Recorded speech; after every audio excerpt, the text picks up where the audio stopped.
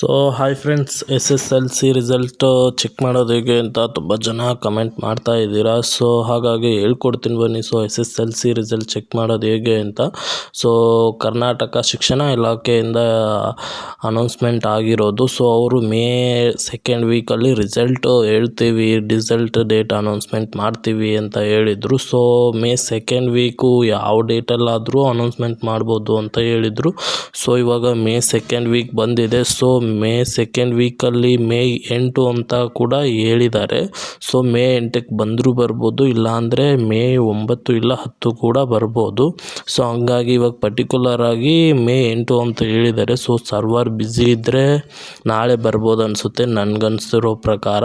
So ನಾಳೆ ಆದರೂ ಬರಲಿ, ನಾಡಿದ್ದಾದರೂ ಬರಲಿ, ಇವತ್ತಾದರೂ ಬರಲಿ. ಸೊ ಬನ್ನಿ ಹಾಗಾದರೆ ನಾವು ರಿಸಲ್ಟ್ ಹೇಗೆ ಚೆಕ್ ಮಾಡೋದು ಅಂತ ತಿಳ್ಕೊಳ್ಳೋಣ. ಈ ಥರ ನಿಮ್ಮದು ಹೋಮ್ ಸ್ಕ್ರೀನಲ್ಲಿ ಕ್ರೋಮ್ ಬ್ರೌಸರ್ ಆ್ಯಪ್ ಇರುತ್ತಲ್ಲ, ಸೊ ಅದ್ರ ಮೇಲೆ ಕ್ಲಿಕ್ ಮಾಡಿ. ಸೊ ಅದ್ರ ಮೇಲೆ ಕ್ಲಿಕ್ ಮಾಡಿದಾಗ ಇಲ್ಲಿ SSLC ರಿಸಲ್ಟ್ 2024 ಇನ್ ಕರ್ನಾಟಕ ಅಂತ ಕೊಟ್ಟರು ಬರುತ್ತೆ.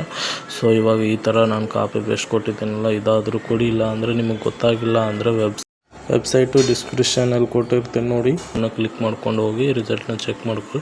ಸೊ ಇದ್ರ ಮೇಲೆ ಕ್ಲಿಕ್ ಮಾಡ್ತೀನಿ ಇವಾಗ. ಇದ್ರ ಮೇಲೆ ಕ್ಲಿಕ್ ಮಾಡಿದಾಗ ಈ ಥರ ಬರುತ್ತೆ. ಸೊ ಇಲ್ಲಿ ಇರೋದು PUCದು ರಿಸಲ್ಟ್ ಚೆಕ್ ಮಾಡೋದು ಹೆಂಗೆ ಅಂತ. ಸೊ ಇಲ್ಲಿ ನಮ್ಗೆ ಬೇಕಾಗಿರೋದು 10th result. So 10th result ಇಲ್ಲಿ ಆಪ್ಷನ್ ಇಲ್ಲ. ಸೊ ವೆಬ್ಸೈಟು ಸರ್ವರ್ ಬಂದ ತಕ್ಷಣ ಅಲ್ಲಿ ಮೇಲೆ 10th ರಿಸಲ್ಟದು ಇದೇ ಥರ ಇಲ್ಲಿ PUC ಏನಿದೆ ಇದೇ ಥರ 10thದು ಮೇಲೆ ಕೊಡ್ತಾನೆ, ಇದ್ರ ಮೇಲೆ ಆಪ್ಷನು. ಸೊ ಅದ್ರ ಮೇಲೆ ಕ್ಲಿಕ್ ಮಾಡಿದಾಗ ಇದೇ ಥರ ಬರುತ್ತೆ. ಸೊ ನೀವು ಇಲ್ಲಿ ರಿಜಿಸ್ಟರ್ ನಂಬರ್ ಅಂತ ಇದೆಯಲ್ಲ, ಸೊ ಅದನ್ನು ವೆಬ್ಸೈಟ್ ಕ್ಲಿಕ್ ಮಾಡಿದಾಗ ಅಲ್ಲೂ ಇದೇ ಥರ ಬಂದಾಗ ಈ ಥರ ನಿಮ್ಮದು ರಿಜಿಸ್ಟರ್ ನಂಬರ್ ಎಂಟರ್ ಮಾಡ್ಕೊಳ್ಳಿ. ಎಂಟರ್ ಮಾಡ್ಕೊಂಡಾಗ ಅಲ್ಲಿ ನಿಮ್ಮದು ಡೇಟ್ ಆಫ್ ಬರ್ತ್ ಕೇಳುತ್ತೆ. ಸೊ ಇದು PUC ಆಗಿರೋದ್ರಿಂದ ಆರ್ಟ್ಸ್, ಸೈನ್ಸ್, ಕಾಮರ್ಸ್ ಅಂತ ಕೇಳ್ತಿರೋದು. ಸೊ ನಿಮ್ಮದು ಅಲ್ಲಿ ರಿಜಿಸ್ಟರ್ ನಂಬರು ಮತ್ತು ಡೇಟ್ ಆಫ್ ಬರ್ತ್ ಎರಡೇ ಕೇಳುತ್ತೆ. ಅವೆರಡು ಹಾಕಿ ಸಬ್ಮಿಟ್ ಕೊಟ್ಟರೆ ನಿಮ್ಮದು ರಿಸಲ್ಟು ಚೆಕ್ ಮಾಡ್ಬೋದು ಆರಾಮಾಗಿ. ಸೊ